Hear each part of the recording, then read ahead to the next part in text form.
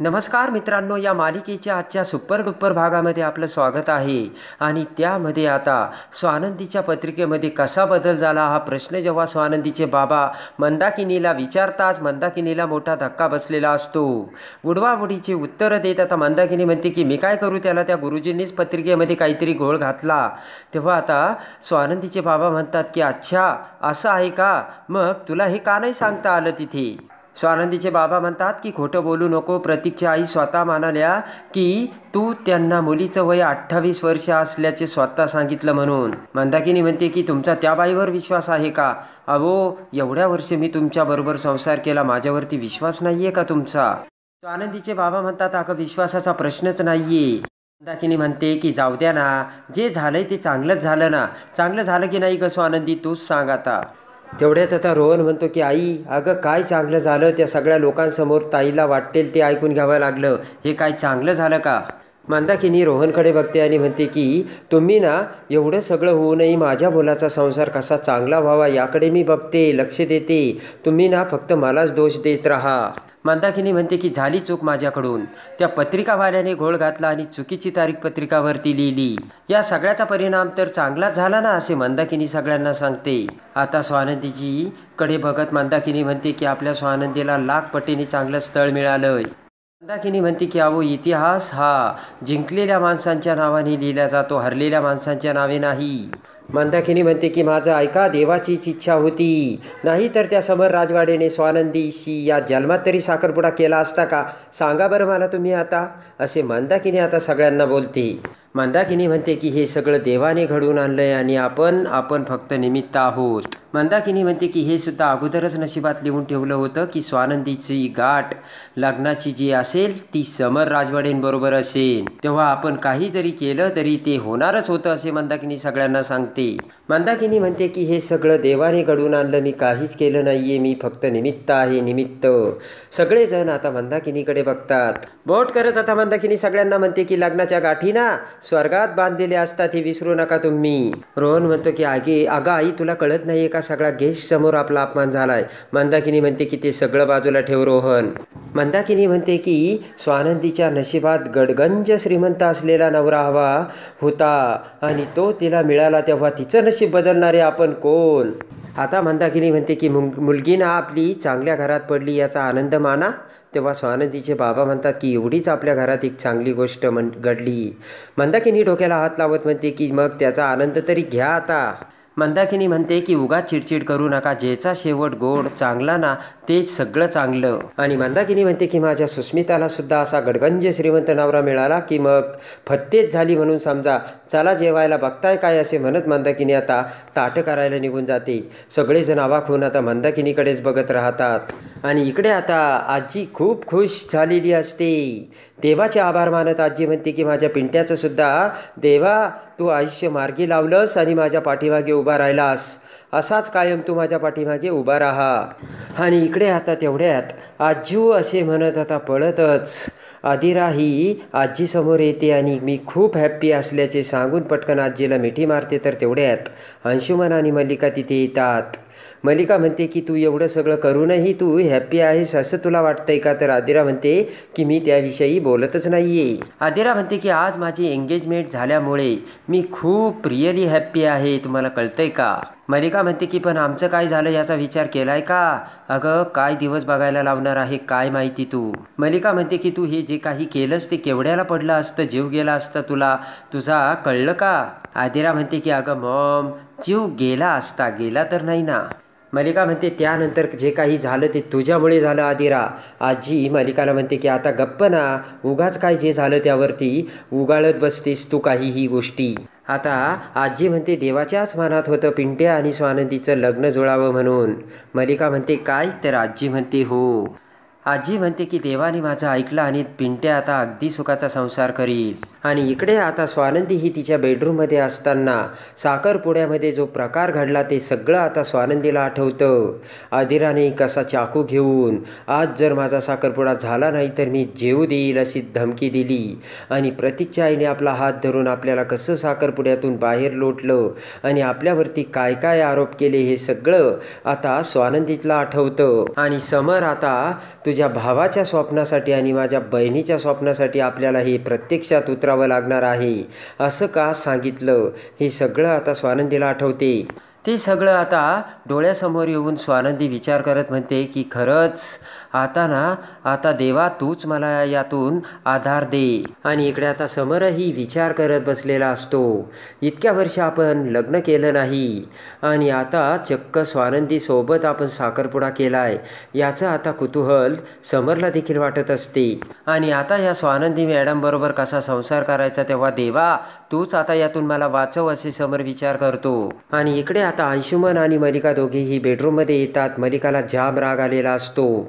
मलिका म्हणते की ती आदिरा ना तिच्याकडे तर मी नंतर बघणारच आहे पण अगोदर हे जे आईने करून ठेवलं ना ते अगोदर निस्तरायला हवं.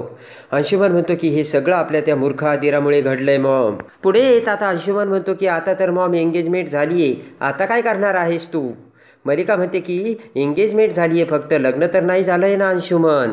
अंशुमन म्हणतो की मॉम आज जे फंक्शन झालं त्यामध्ये जेवढा खर्च झाला ना त्यामध्ये 4-5 लग्न झाले असती. तेव्हा आता लगेच मलिका म्हणते की अरे अंशुमन कुठल्या जगात जगतोयस रे तू. तेव्हा आता मलिका म्हणते की जेव्हा समरशी त्या स्वानंदीचं लग्न होईल तेव्हा ती या प्रॉपर्टीची भागीदार होईल. लग्न झाल्यानंतर अजून झालेलं नाही आहे असे आता मलिका अंशुमनच्या डोक्यात घालते. आणि लगेच आता मलिका म्हणते की असा एखादा डाव आखून सगळं जर पोसून टाकलं तर. तेव्हा अंशुमन म्हणतो की म्हणजे नो एंगेजमेंट आणि नो वेडिंग. मलिका म्हणते की जर असंच झालं तर. आता मलिका म्हणते की साखरपुडा जरी झाला असला तरी लग्न होता कामा नये आणि त्यासाठी मला आता खूप मोठा प्लान करावा लागणार आहे.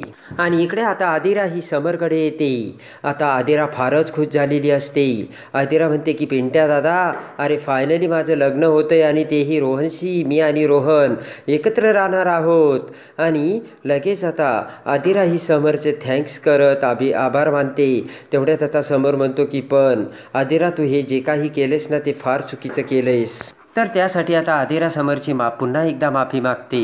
तेव्हा आता आदिरा म्हणते की अरे तू ऐकलं का रोहन काय बोलला होता त्यावेळेस. आणि त्यावेळेस सिच्युएशन माझ्या कंट्रोलच्या बाहेर गेली होती आणि मला कळलंच नाही की मी काय करते ते. समर म्हणतो की दरवेळेस जर काही झालं तर ही मुलगी असंच करणार असं त्यांना नाही वाटणार का. समर म्हणतो त्यांना खूप मोठा धक्का बसला असेल. आदिरा म्हणते की पिंट्या दादा अरे नेहमीच मी थोडीशी अशी वागते. आदिरा म्हणते की मला रोहनकडे बघितल्यानंतर काय होतं काय माहिती. मला असं वाटतं की तो माझ्या हातातून निघून जातो की काय. समर म्हणतो पण आदिरा त्याला टेन्शन आणि भीती वाटलीच असणार आहे बघ. आणि असा वागणारा लाईफ पार्टनर खरंच हा आपल्यासाठी चांगला असेल का हा विचार त्या रोहनने नक्की केला असेल असे समर आता आदिराला बोलतो. आणि इकडे आता समर म्हणतो की हे बघ मी जी कमिटमेंट दिली ना ती मी पाळतो म्हणजे पाळतोच.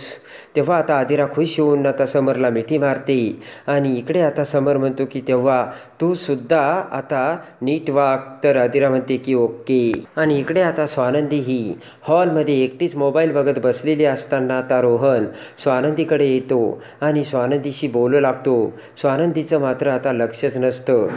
रोहन म्हणतो की अगं ताई तू असं काय करतेस माझ्याशी बोल ना. समर सर खरंच खूप चांगले आहे आणि जे काही झालंय ना ते सगळं त्या आदिरामुळे झालंय. तू माझ्यावरती का चिडतेस मला माहिती तू माझ्यावर चिडलेली आहे. आणि इकडे आता रोहन म्हणतो की ताई तू काल त्या दिवशी बघितलं ना अगं आदिराने कशी काय परिस्थिती निर्माण करून ठेवली. आणि जर तिने मला जर असं माझ्यासोबत केलं असतं तर मला ना तुझं लग्न तर राहिलंच असतं पण दबावाखाली तिच्यासोबत लग्न करावं लागलं असतं. तर तेवढ्यात रोहन असे हाक मारत आता आदिरा तिथे येते. तर स्वानंदी रोहन आदिराकडे बघतात आणि तेवढ्यात आता रोहन आणि स्वानंदी आदिराकडे बघतात. तर मंदाकिनी तेवढ्यात तिथे येते आणि आदिराकडे बघत आता म्हणते की ये आदिरा बाळ ये. आणि पटकन आदिराला सोप्यावर बसवते आणि तुझ्यासाठी थोडी कोल्ड कॉफी आणते बरं का असं म्हणत मंदाकिनी आता आतमध्ये जाते. तेवढ्यात आदिरा आणि स्वानंदी आता गप्पा मारू लागतात. मंदाकिनी आता आदिराला पाणी आणून देते. तेव्हा आदिरा म्हणते की तुम्ही कॉफी नका आणू, प्लीज माझ्या शेजारी बसा. तर मंदाकिनी आता आदिरा शेजारी बसते. तेवढ्यात आदिरा आता त्या सगळ्यांकडे बघत म्हणते, काल मी जे काही केलंय ना त्याबद्दल मला तुम्हा सगळ्यांची माफी मागायची. आदिरा आता रोहनची माफी मागते आणि म्हणते की पण प्लीज तुम्ही मला ऑब्झर्व करा ना, माझं रोहनवरती खूप प्रेम आहे आणि त्यासाठी मला माझ्याकडून हे घडलंय. आदिरा म्हणते मी रोहनशिवाय राहूच शकत नाही आणि काल रोहन ज्या प्रकारे बोलत होता ना त्यावरून मला वाटलं की आता माझी आणि रोहनची एंगेजमेंट मोडतेच आणि त्यामुळे माझ्या हातून हे सगळं घडून गेलं. आदिरा म्हणते पण मी अशी नाही आहे, तुम्हाला वाटत असेल मी नेहमीच असे वागत असेल पण तसं नाही आहे. प्रत्येक सिच्युएशनमध्ये मी अशी वागते आणि टोकाला जाते ना असं काहीच नाही आहे. आणि आता आदिरा म्हणते मला माहिती आहे तुम्ही याचाच विचार करत असाल म्हणून यापुढे हे घडणार नाही असं सांगायला मी इथे आले. आणि पुन्हा आदिरा माफी मागते. आता लगेचच स्वानंदी म्हणते की मला माहिती आहे तुझं माझ्या भावावर खूप प्रेम आहे, पण जर आपल्याला एखादी गोष्ट आवडत असेल तर ती आपल्याला हवी तशी नसते मिरवायची, असे स्वानंदी आता आदिराला समजावते. आणि असं वागताना आपण स्वतःचं नुकसान करून घेतो याची सुद्धा जाणीव असायला हवी आदिरा. किती लागलं तुला, काल तू बघितलं ना, असे स्वानंदी सांगते. स्वानंदी म्हणते की आदिरा तुला काय वाटलं, तुझ्या जखमेमुळे तुला जेवढा त्रास झाला त्याला त्रास झाला नसेल का?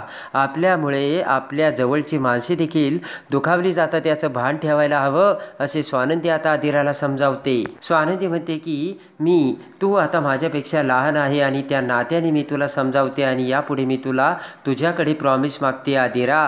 स्वानंदी म्हणते की परत तू असं काही करणार नाहीये ना. स्वानंदीचा हात धरून आदिरा म्हणते की ताई आय एम सॉरी, परत माझ्याकडून अशी चूक होणार नाही.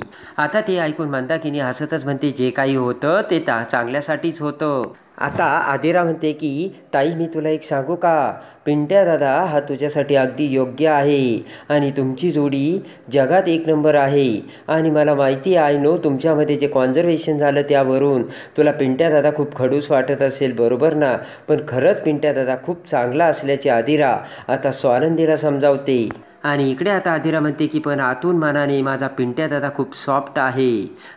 आणि आदिरा म्हणते की तो कमिटमेंटला खूप फुलफिल असतो, त्याने जर एखादा प्रॉमिस केलं तर तो कधीच मोडत नाहीये. आणि आदिरा म्हणते की माझा पिंट्या दादा तुझ्यावरती एवढा प्रेम करेल की थोडीसुद्धा तो वेगळी जागा तुझ्याशिवाय ठेवणार नाही, एवढं तू लक्षात घे ताई. त्याच्या इतका प्रेमळ आणि केअरिंग माणूस मी कधीच नाही बघितला, असे आनंदी स्वानंदीला बोलते. आणि खरंच माझा पिंट्या दादा तुला खूप आनंदी ठेवील नंदुताई, असे आदिरा आता स्वानंदीला समजावते. आणि आता आदिराने समर हा कसा आहे हे स्वानंदीला समजावून सांगितलेलं असतं. त्यानंतर आता इकडे दुसऱ्या दिवशी मंदाकिनी आणि स्वानंदी ही किचनमध्ये असताना पटकन आता आजीचा फोन हा मंदाकिनीला येतो. तर लगेच आता आजी म्हणते की मी तुम्हाला आमंत्रण द्यायला फोन केलाय. ते ऐकताच आता मंदाकिनीला खूप आनंद होतो. हसतच आता मंदाकिनी आमंत्रणाचा स्वीकार करत म्हणते की आम्ही नक्की येऊ बरं का, आणि येताना ना मसाला दूधसुद्धा घेऊन येऊ. आणि इकडे आता मंदाकिनी म्हणते की आमची स्वानंदी ना खूप छान मसाला दूध बनवते. आणि तेवढ्यात आता आजी म्हणते की पण समरला ना जास्मराची ॲलर्जी आहे. तेव्हा लगेच आता स्वानंदी म्हणते की आजी तुम्ही काही काळजी करू नका, त्यांच्यासाठी मी वेगळं स्पेशल वेगळं दूध घेऊन येईल आणि ते असं दूध असेल की ज्यात जास्मर नसेल. आणि त्यानंतर आता मसाला दूध बनवून सगळी तयारी करून मंदाकिनी आणि स्वानंदी हे आता राजवाड्यांच्या घरी येतात. तर त्याच वेळेस इकडे आता मलिकाने मोठा प्लान बनवलेला असतो. आणि जेव्हा आता ते दूध स्वानंदी ही आता त्या नोकराकडे देते आणि जेव्हा आता तो नोकर ते मसाला दूध घेऊन किचनमध्ये जातो त्याच वेळेस आता मल्लिका त्या दुधामध्ये समरला ज्या गोष्टीची ॲलर्जी असते ती गोष्ट त्या दुधामध्ये टाकून आता मलिकाने आता समर हा स्वानंदीवरती चिडावा म्हणून आता जबरदस्त प्लान केलेला असतो. आणि तो पदार्थ म्हणजे ती गोष्ट आता दुधामध्ये टाकून मलिकाने ते दूध आता समरला ज्या गोष्टीची ॲलर्जी असते तेच तसंच बनवलेलं असतं. तर आता मलिकाचा डाव ही स्वानंदी कसा हाणून पाडणार हे बघण्यासाठी आणि या मालिकेच्या डेली अपडेटसाठी आपल्या चॅनलला लाईक करा, सबस्क्राईब करा.